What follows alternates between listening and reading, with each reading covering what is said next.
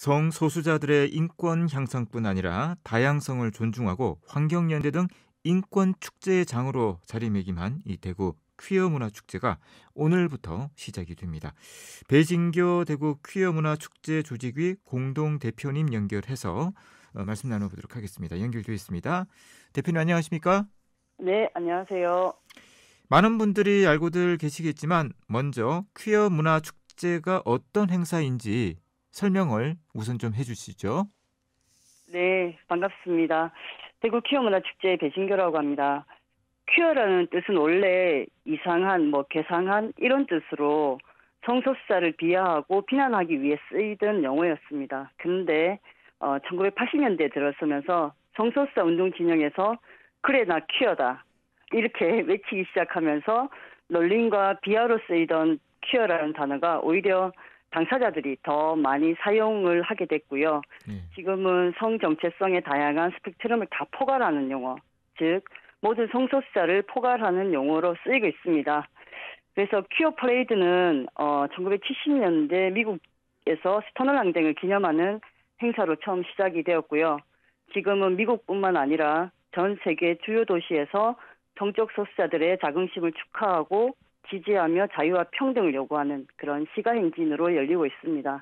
한국에서는 서울 퀴어문화축제가 2000년부터 시작이 됐고요. 올해가 23회를 맞았고 대구는 2009년 6월에 시작을 해서 올해로 14회째를 맞이하는데요.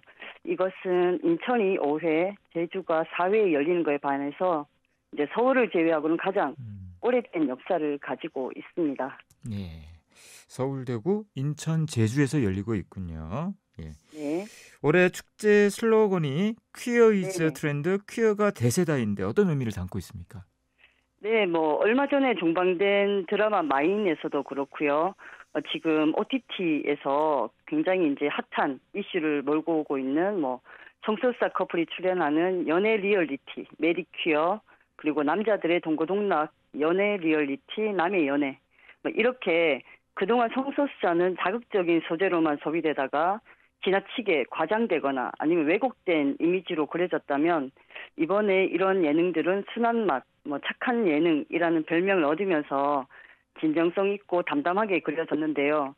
지금 이런 퀴어를 주제로 한 그런 OTT 상위권을 차지하고 있기도 하고 이렇게 퀴어를 주제로 한 미디어와 콘텐츠가 자극적인 소비가 아니라 일상으로 소비되고 있고 퀴어 콘텐츠가 상위권에 있어서 이미 퀴어 콘텐츠가 대세인 상황입니다. 그래서 이미 우리는 다양한 매체에서 퀴어가 대세라는 걸 확인할 수 있는데요. 이제는 존재를 드러내고 설명해야 하는 게 아니라 성소수자라는 존재가 이미 존재해왔고 존재하고 있으며 미래에도 함께 살아가야 되는 존재라는 의미도 담고 있고 이제 혐오와 차별의 시대는 가고 평등이 시대의 흐름 그리고 대세라는 그런 의미를 담고 있습니다. 예. 오늘부터 축제가 시작이 되는 것으로 알고 있는데요. 자, 올해는 어떤 행사들로 꾸며지게 됩니까? 네, 그동안 대구 퀴어 문화 축제는 그 퀴어들의 문화를 향유하고 퀴어 영화제, 퀴어 연극제, 전시회, 토론회 이렇게 다양한 행사로 시민들과 스킨십을 누려왔었는데요. 코로나19로 행사가 많이 축소되었었습니다. 그래서 올해는 14회 대구 퀴어 문화 축제가 실질적으로 오늘부터 9월 15일 오늘부터 막이 오르게 되는데요. 퍼레이드 전에 축제를 함께 즐기고 만나는 장으로서 대중 강연을 국가인권위원회 대구인권사무소와 공동 주최로 해서 세 차례 진행됩니다.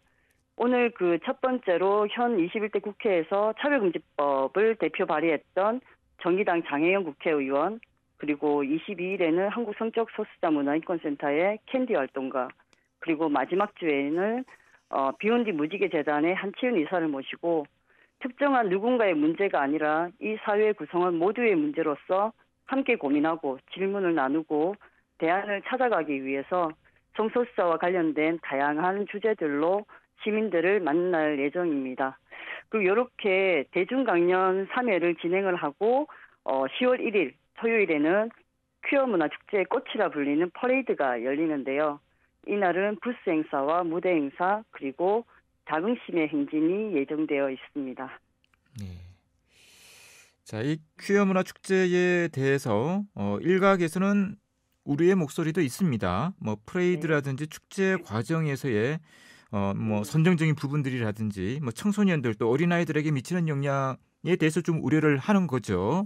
이런 네, 네. 지적들이 있는데 이 부분에 대해서는 어떻게 생각을 하시는가요? 네, 뭐 이 부분에 대해서 이야기를 하자면 제가 한 시간을 써도 좀 다 모자랄 것 같은데요. 우선 우려한다는 것은 뭐 걱정한다는 뜻인데 퀴어 문화 축제가 잘못될까 이렇게 걱정해 주시는 분들께는 예. 진심으로 감사하다는 말씀부터 드리고 싶고요. 그렇지만 인정하는데 노출이 있어서 반대한다라고 말씀하시는 분들에게는 우선 퀴어들의 삶과 퍼레이드 역사에 대해서 좀 도움이 되는 말씀을 좀 드리고 싶습니다. 네, 성소수자들은 사회의 차별과 혐오, 그런 편견 때문에 어디서든 자신을 드러내지 못하고 사회에서 주어진 역할들만 수행하며 사는 분들이 여전히 많은데요. 과거에는 더 심했겠죠. 네, 가까이에는 가족으로서의 역할, 직업에서의 역할, 그런 의복은 그 사람의 계급, 즉 직업이 무엇인지를 나타내 주는데요.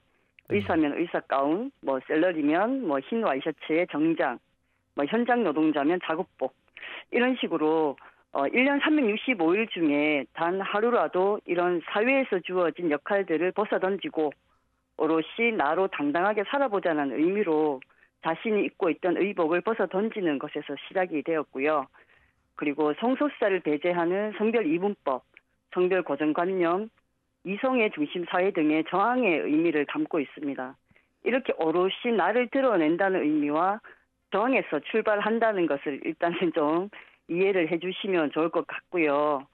그리고 이름에도 퀴어 문화 축제에 노출이 있어서 성소수자를 반대하는 것보다 성소수자를 반대하는데 퀴어 축제에 노출이 있어서가 더 솔직한 것 같습니다. 네. 그래서 노출이 있어서 반대하는 것이라면 사실 대구 퀴어 문화 축제에서는 반대를 하면 안 되지 않습니까? 왜냐하면 대구 퀴어 문화 축제에서는 그런 노출이 지금까지는 없었거든요. 예. 그리고 단순히 노출이 문제라면 얼마 전 그 정남진 장흥 물축제가 있었는데 여기서도 뭐 참가자들이 비키니 그리고 남자들은 수영복 팬티만 입고 거리에서 축제를 했었어요. 그런데 이런 사진들을 심지어 언론에서는 이 축제들을 대한민국 대표 여름 축제라면서 이렇게 기사 제목을 뽑았더라고요.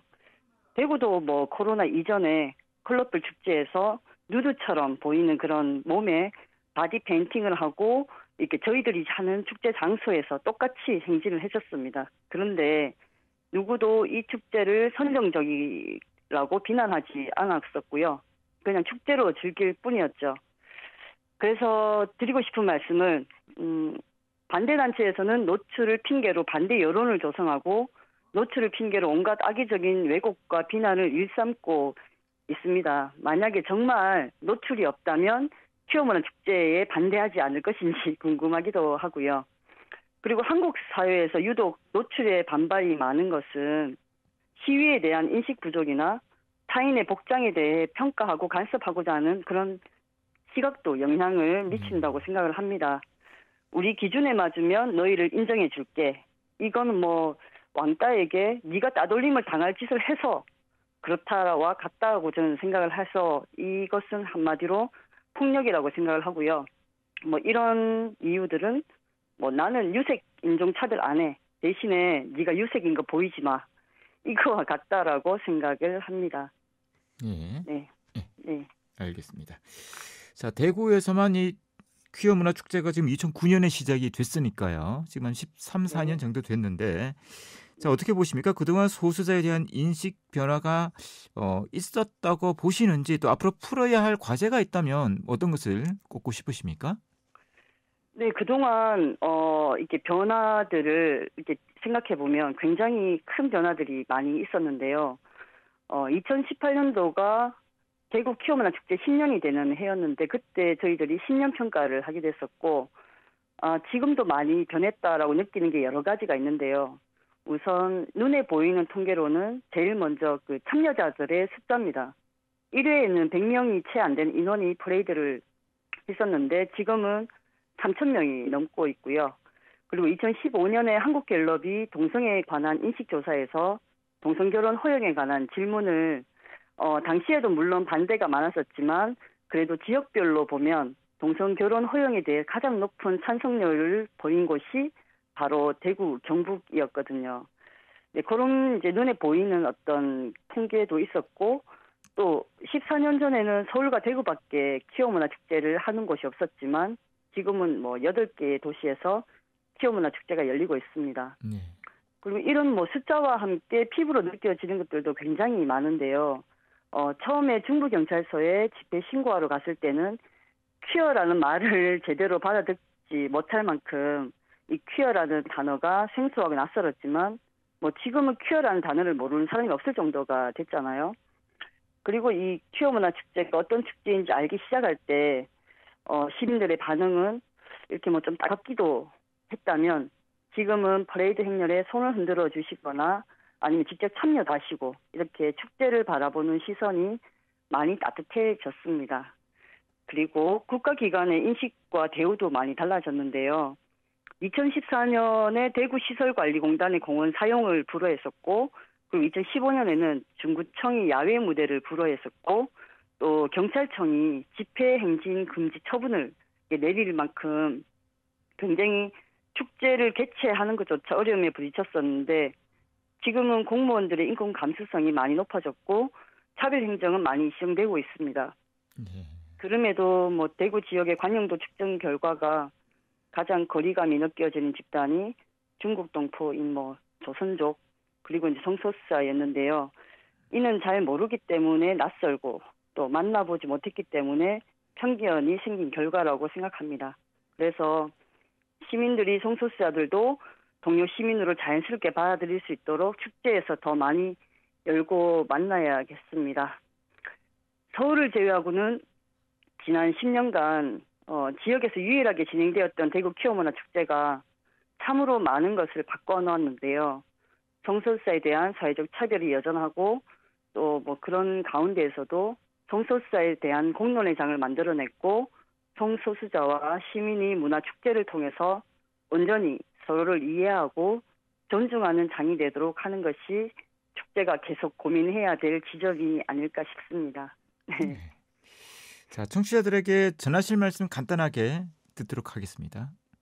네, 진짜 힘든 사람들은 절에 오지 않는다. 네, 성소수자도 마찬가지라고 말씀하시면서 성소수자 인권운동에 앞장서시는 혈옥스님 말씀처럼 정말 숨쉬는 것조차 힘든 성소수자들은 정작 퀴어 문화 축제에 오시지 못하는 분들이 더 많습니다.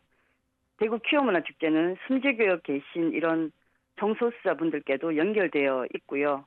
어디에 어떤 모습으로 계시든지 당신은 존재 자체만으로도 이미 귀한 사람이라는 것을 좀 말씀드리고 싶습니다.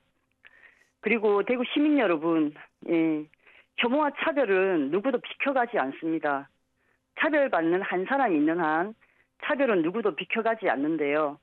서로의 존엄을 위해 연대하는 것이 나의 존엄을 지키는 일이라는 것을 기억해 주시고 평등을 염원하는 발걸음인 대구 퀴어 문화 축제를 응원해 주시고 함께 즐겨주시면 좋을 것 같습니다. 감사합니다.